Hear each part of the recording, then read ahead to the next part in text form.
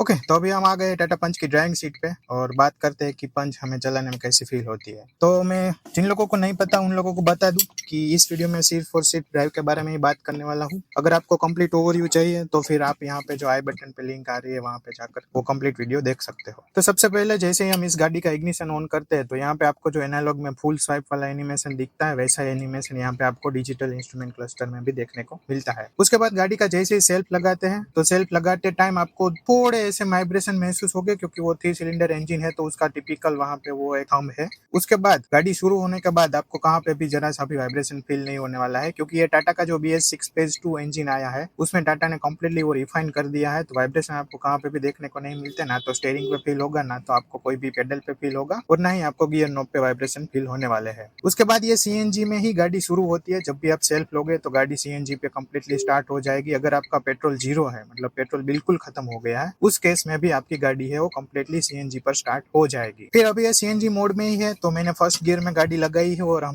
Without acceleration जैसे ही clutch को release करते हैं तो ये गाड़ी अपने आप उठ जाती है। आपको वहां पे जरा सा भी दिक्कत नहीं देने वाली है उठने में, तो वहां पे भी आपको कोई भी शिकायत महसूस नहीं होगी। इस गाड़ी को आप विदाउट एक्सेलरेशन फर्स्ट, सेकंड और थर्ड तीनों गियर में चला सकते हो। उठा नहीं पाओगे डेफिनेटली, आप अगर बहुत ही ध्यान से और जो क्लच बाइट होती है वहां पे अगर आप फोकस करोगे तो फिर हो सकता है कि फर्स्ट या फिर सेकंड गियर में भी आप उठा सको इस गाड़ी को। पर विदाउट एक्सेलरेशन ये थर्ड गियर तक 22-25 तक की स्पीड पे चलती रहेगी, तो वो सबसे अच्छी बात है इस गाड़ी के बारे में। फिर अगर हम इसके मेन चीज के बारे में बात करें कि क्या इसमें पंच है, कि पंच मिसिंग है कि नहीं है, क्योंकि इस गाड़ी पर वीडियो बनाने का जो मेरा मेन मकसद था वही था कि इस गाड़ी में पंच अभी आ गया है कि नहीं। तो BS6 वाला ये जो फेज 2 का इंजन आया है उसमें टाटा ने बहुत बड़ा इंप्रूवमेंट किया है। यहाँ पे आपको वाइब्रेशन बिल्कुल भी देखने को नहीं मिलता है अभी। उसके साथ साथ आपको जो पंच है वो भी कम्प्लीटली आ गया है। आप इस गाड़ी को अगर आप लो रेंज में चलाओगे तो वहाँ पे आपको ठीक ठाक पंच मिल जाता है। मिड रेंज में जब आप जाते हो तो वहाँ पे आपको अच्छा खासा पुल बैक मिलेगा और फिर टॉप एंड में जाओगे तो वहाँ पे ज्यादा कुछ आपको देखने को नहीं मिलेगा, वहाँ पे उतना आपको पंच फील नहीं होगा। अदरवाइज पहले क्या था कि जब BS6 आती थी और BS6 का जो फेज 1 आता था वहाँ पे आप जाकर देखो तो डेफिनेटली पंच में पंच नहीं था। वहाँ पे आपको पेट्रोल के साथ भी चलाने में बहुत ही अंडर पावर लगती थी और उसके साथ साथ आपको अगर CNG में चलाते हो तो वहाँ पे तो आपको पावर की बहुत ही। दूसरी बात यह है कि आप इस गाड़ी को अगर पेट्रोल में चलाओ या फिर CNG में चलाओ तो जैसे ही हमें सुजुकी में कैसा फील नहीं होता है, जब फैक्ट्री फिटेड सुजुकी की कोई भी गाड़ी ले लो तो वहाँ पे आपको ऐसा फील नहीं होता है कि भाई मैं पेट्रोल में चला रहा हूँ कि CNG में चला रहा हूँ। मतलब कि दोनों जगह पे आपको ऑलमोस्ट सेम ही इंजन पावर फील होता है। तो यहाँ पे भी वही सीन है कि आप इस गाड़ी को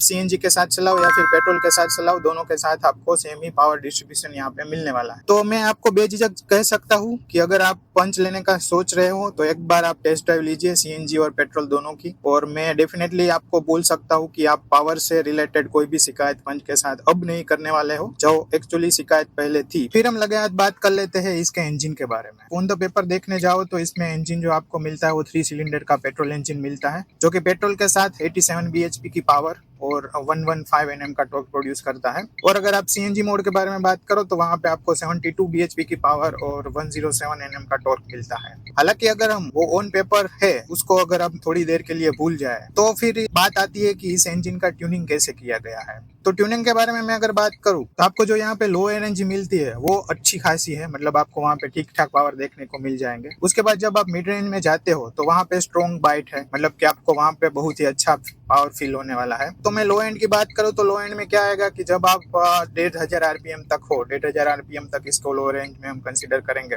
तो वहाँ पे ठीक ठाक पावर है, आपको पावर की कमी महसूस नहीं होगी। उसके बाद जैसे आप 1500 के बाद मतलब उससे ज्यादा RPM तक जाओगे, 2000 RPM तक पहुंचते हो या फिर 2000 से लेकर 3500 RPM तक जाओगे तो वहाँ पे आपको अच्छा खासा पावर मिलने वाला है इसके साथ। तो इसकी जो लो रेंज है वो और मिड रेंज है वो बहुत ही अच्छी है, आपको वहाँ पे पंच है वो अच्छा खासा देखने को मिल जाएगा। फिर जब आप हाई रेंज पे जाते हो 3500 या फिर 4000 के बाद जाते हो तो वहाँ पे जाके पावर डिलीवरी फ्लैट हो जाती है।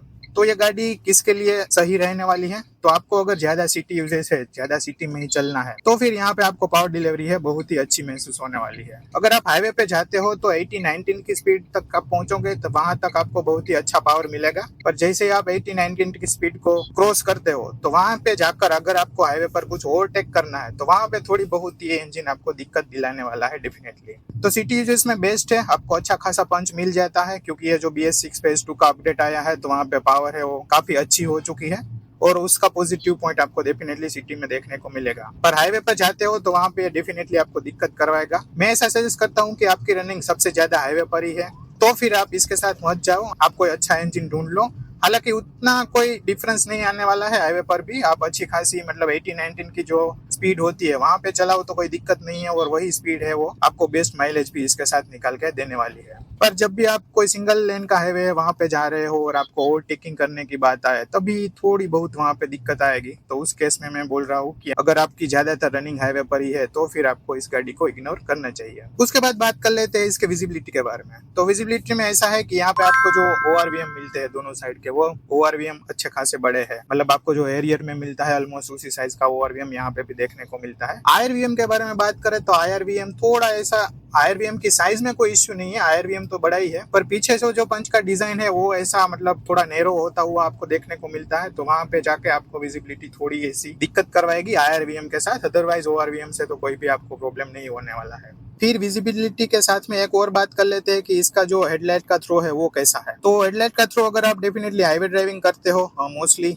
सिटी में थोड़ी कम आपकी रनिंग है, तो हेडलाइट का थ्रो है आपको दिक्कत देने वाला है। मैं ऐसा सजेस्ट करूंगा कि आप हेडलाइट के जो लैंप है उसको अपग्रेड करें, या तो फिर आप सेम सेटअप के LED लगवा ले, या फिर आप चाहते हो तो आप फिर थोड़े बहुत हाई वोल्टेज वाले हेलोजन लैंप भी लगवा सकते हो। तो हेडलाइट के साथ वो एक दिक्कत रहेगी। मैं ऐसा सजेस्ट करूंगा कि आप हेडलाइट है वो इसकी अपग्रेड करवा ले अगर आपको फ्रीक्वेंटली हाईवे में ट्रैवल करना है, और वो भी नाइट में तो ही, अदरवाइज कोई भी रिक्वायरमेंट वहां पे रहने वाली नहीं है। उसके बाद बात करते हैं इसके अर्गोनॉमिक्स के बारे में। तो अर्गोनॉमिक्स में भी गाड़ी वेल सॉर्टेड है, आपको जो भी चाहिए वो सभी चीजें रीच में है, और इसके साथ जो डिस्प्ले आती है उसमें आपको फिजिकल बटन भी दिए गए हैं, तो भी एक बहुत ही बढ़िया बात है। उसके बाद अर्गोनॉमिक्स में मेरे को एक छोटी सी ऐसी दिक्कत लगी, वो ये है कि इसके जो इंडिकेटर के स्ट्रोक है उसका प्लेसमेंट थोड़ा ऊंची साइड है, मतलब कि थोड़ा हायर की साइड पर है। आपने अगर सुजुकी और हुंडई की गाड़ियों देखी होगी तो वहां पे आप देख सकते हो कि इसका प्लेसमेंट रहता है वो थोड़ा नीचे रहता है, तो आपको इंडिकेटर का स्ट्रोक यूज करने में बहुत ही आसानी रहती है। यहाँ पे स्ट्रोक का प्लेसमेंट थोड़ा ऊंचा दिया गया है, तो आपकी आदत लग जाएगी, उसके बाद कोई इश्यू नहीं है। मेरे को भी अभी कोई भी प्रॉब्लम नहीं आ रहा है, मैं इसको इजीली यूज कर सकता हूँ। पर जब आप दूसरी गाड़ी में से इस पर शिफ्ट होंगे तो आपको डेफिनेटली वो महसूस होगा कि भाई इंडिकेटर का स्ट्रोक का जो प्लेसमेंट है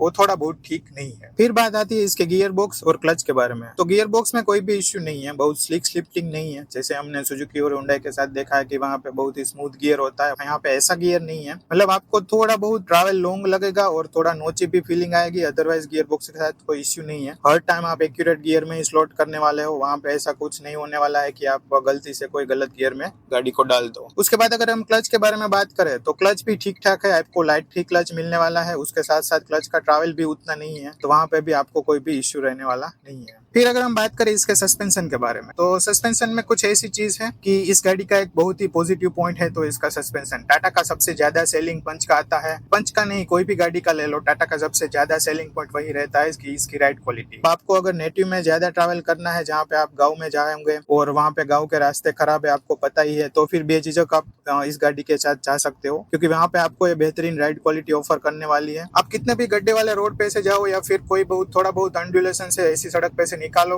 तो इसके सस्पेंशन है बहुत ही बढ़िया काम करते हैं, वहाँ पे आपको कोई भी दिक्कत नहीं आने वाली है। आपको अंदर केबिन के अंदर उतने गड्ढे फील नहीं होने वाले हैं, तो राइड क्वालिटी बहुत ही बढ़िया है, और सस्पेंशन यहाँ पे आपको सॉफ्ट देखने को मिलते हैं। तो अभी सॉफ्ट सस्पेंशन के साथ ऐसा नहीं है कि इसमें बॉडी रोल बहुत ही ज्यादा हो गया है, जी बिल्कुल नहीं, बॉडी रोल भी वेल कंटेन है। आप इसको अगर ठीक ठाक कॉर्नर है वहां से निकालो तो आपको इतनी स्पीड रिड्यूस करने की जरूरत नहीं है, पर जहाँ पे अच्छा खासा कॉर्नर है तो वहाँ पे आपको डेफिनेटली स्पीड रिड्यूस करनी पड़ेगी। जितनी स्पीड पे आप एक सेडान को ले जाते हो उतनी स्पीड पे ये SUV है, तो उसके हिसाब से यहाँ पे सेंटर ऑफ ग्रेविटी होती है वो थोड़ी हाई रहती है, उतनी अच्छी नहीं होती है सेडान जितनी, तो वहाँ पे आपको थोड़ी बहुत स्लो डाउन करनी पड़ेगी। अदरवाइज बॉडी रोल उतना नहीं है, तो आपको अच्छा खासा कॉन्फिडेंस देगी कॉर्नरिंग पे, और kind of fun to drive का जो DNA है वो भी इसके साथ आपको महसूस होगा। पर फन टू ड्राइव में एक जो कमी महसूस होती है वो आपको यहाँ पे इंजन की रहने वाली है, और वो भी जब आप हाई स्पीड करते हो तब। फिर अगर हम बात करें इसके NVH के बारे में, तो NVH BS6 फेज 2 के साथ बहुत ही कंट्रोल हो गए हैं, पर जो कंट्रोल हुआ है वो स्पेसिफिकली वाइब्रेशन कंट्रोल हुआ है। तो जब आप वाइब्रेशन की बात करते हो तो वाइब्रेशन वैसे तो आपको कहाँ पे भी महसूस नहीं होने वाला है। अगर हम बात करें नॉइस और हार्शनेस की, तो डेफिनेटली इंजन में नॉइस है। वो कब नॉइस है, जब आप 4000 RPM को क्रॉस करते हो तब आपको नॉइस है वो कैबिन के अंदर सुनाई देने वाला है, वो भी इंजन का। अदरवाइज नॉइस में आपको ना तो उतना टायर नॉइस सुनाई देगा, ना तो आपको उतना विंड नॉइस सुनाई देने वाला है। तो कैबिन है और अच्छी खासी साइलेंट है, आपको बहुत ही बेहतरीन एक्सपीरियंस देने वाली है ये कैबिन। पर जब आप हायर RPM पर जाते हो तब आपको डेफिनेटली थोड़ा बहुत नॉइस है वो कैबिन केबिन के अंदर फील होने वाला है। फिर अगर हम हार्शनेस की बात करें तो हार्शनेस भी है, वो आप पर्टिकुलर आरपीएम तक जाओगे तब आपको हार्शनेस महसूस होगी डेफिनेटली, क्योंकि नॉइस के साथ आपको वो नॉइस है वो अच्छा उतना नहीं लगने वाला है, आपको वो नॉइस है वो बुरा ही लगने वाला है। बाकी वाइब्रेशन वेल कंटेन है। अगर आप ऐसी कोशिश करोगे कि आप जब 50 to 20 की स्पीड पे हो और आप थर्ड गियर में उठाने की ट्राई करोगे तो डेफिनेटली वहां पे आप इंजन को ट्रेस दे रहे हो, उसी केस में आपका इंजन है वो बहुत ही वाइब्रेट करेगा। हालांकि वो ऐसा नहीं बोलेगा कि मैं इस गियर में गाड़ी को नहीं उठाऊंगा और गाड़ी बंद हो जाएगी, ऐसा नहीं होने वाला है। वहां पे से भी इंजन गाड़ी को पिक कर लेगा डेफिनेटली, पर बात सिर्फ उतनी ही है कि वहां पे आपको थोड़े बहुत वाइब्रेशन देने वाला है। फिर बात करते हैं इसके स्टेबिलिटी के बारे में। तो स्टेबिलिटी आपको इस गाड़ी में टॉप नॉच मिलती है। आप कितनी भी स्पीड पे जा रहे हो, अचानक कोई भी अनडुलेशन आ जाए या फिर कोई भी बड़ा गड्ढा आ जाए तो वहां से आप आसानी से इस गाड़ी के साथ निकल सकते हो। हालांकि वो गड्ढा आपको केबिन में उतना बुरी तरह से फील नहीं होने वाला है, क्योंकि सस्पेंशन है वो मोस्ट ऑफ थिंग्स है वो झेल लेने वाले हैं। पर वही है कि आप वो गड्ढे को क्रॉस करते हो उसके बाद भी आपकी गाड़ी है वो अनस्टेबल नहीं होने वाली है, और जब हाई स्पीड पे आप जा रहे हो हाईवे पर तब उतना वर्टिकल मूवमेंट भी इसके साथ आपको देखने को नहीं मिलेगा। जैसे हम डायरेक्टली एक्स्टर से इसको कंपेयर करें, हुंडई की जो एक्स्टर आती है उससे, तो वहां पे आपको वर्टिकल मूवमेंट है हाईवे पर बहुत ही ज्यादा देखने को मिलता है। यहाँ पे गाड़ी है वो प्रॉपरली कंप्लीटली स्टेबल होके चलने वाली है, वहां पे आपको कोई भी वर्टिकल मूवमेंट फील नहीं होगा। तो जब आप इसकी राइड लेते हो और हाईवे पर जा रहे हो तो आपको डेफिनेटली बहुत ही कॉन्फिडेंस देने वाली है, और आपको ऐसा ही मेच्योर होगा कि आपके एक जो अपर लेवल की गाड़ी है वो चलाने का जो मेच्योरिटी फील होती है उतनी ही मेच्योरिटी इस पंच के साथ भी आपको फील होने वाली है। फिर साथ अगर हम टर्निंग रेडियस के बारे में बात करें तो गाड़ी डेफिनेटली छोटी है, तो टर्निंग में भी आपको कोई भी इश्यू नहीं आने वाला है। आप अगर छोटी जगह है तो वहाँ पे आराम से टर्न कर सकते हो, और अगर आपके पास टाइट पार्किंग स्पेस है तो वहां पे भी कोई दिक्कत नहीं है, आप इसको आराम से वहां पे भी पार्क कर सकते हो। फिर बात करते हैं इसके माइलेज के बारे में। तो माइलेज में ऐसा है कि आप अगर सिटी यूजेस में अगर इसको माइलेज निकालने के तरीके से चलाओगे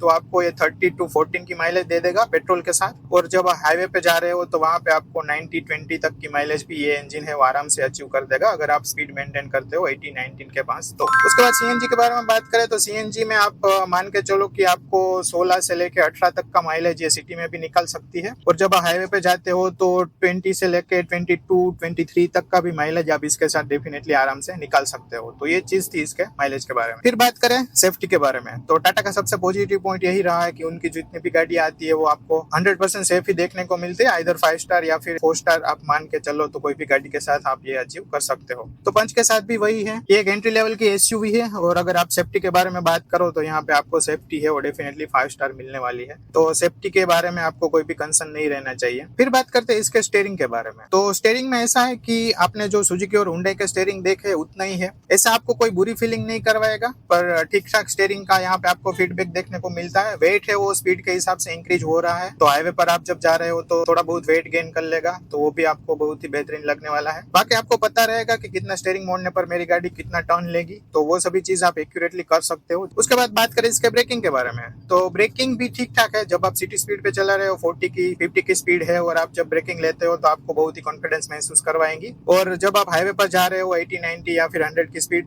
पर जा रहे हो और ब्रेकिंग लेते हो तो वहां पे आपको थोड़ा बहुत ध्यान रखना पड़ेगा, क्योंकि टायर साइज और डिस्क ब्रेक की साइज की वजह से आपको ब्रेकिंग एफिशिएंसी है वो थोड़ी ऐसी हल्की सी डाउन लग सकती है। हालांकि वो ऐसा कुछ सीन है नहीं, पर आप जब हाई स्पीड कर रहे हो तब वो बात का ध्यान रखो तो अच्छी बात रहेगी। तो ब्रेकिंग में भी आपको कोई भी शिकायत नहीं महसूस होने वाली है, और जब हाईवे पर आप ब्रेक लेते हो और आपको सडन ब्रेकिंग करना पड़े 80-19 की स्पीड पे, तो भी इस गाड़ी में भरपूर स्टेबिलिटी है। आप उतनी स्पीड पे जब ब्रेक लोगे तब भी आपको ऐसा कोई कॉन्फिडेंस लूज नहीं होने वाला है कि मेरी गाड़ी है इधर उधर हो जाएगी हाई स्पीड में जब मैं ब्रेक करूंगा, तो वहां पे भी आपको अच्छा वाला कॉन्फिडेंस मिलने वाला है। फिर अगर हम बात करें इसके आरपीएम के बारे में, इंजन को आपको कितना स्ट्रेस देना चाहिए, कितने आरपीएम तक ले जाना चाहिए, तो मैं ऐसा मानूंगा कि इस इंजन के साथ आप अगर 1,500 से ऊपर ऊपर थोड़ा बहुत जाके गियर चेंज कर दे तो आपको ये बेहतरीन फ्यूल एफिशिएंसी भी देगा। वहां पे आपको नॉइज भी ऐसा आने वाला नहीं है कि आपको नॉइज है वो अच्छा ना लगे, और जब आप इसको बहुत ही हाई रेंज पे ले जाओगे तो डेफिनेटली वहां पे आपको नॉइज है वो भी केबिन के अंदर ठीक ठाक सुनाई देगा। और मैंने आपको ऑलरेडी बताया कि इसकी टॉप एंड उतनी अच्छी नहीं है, तो वहां पे अगर आप जाके उतना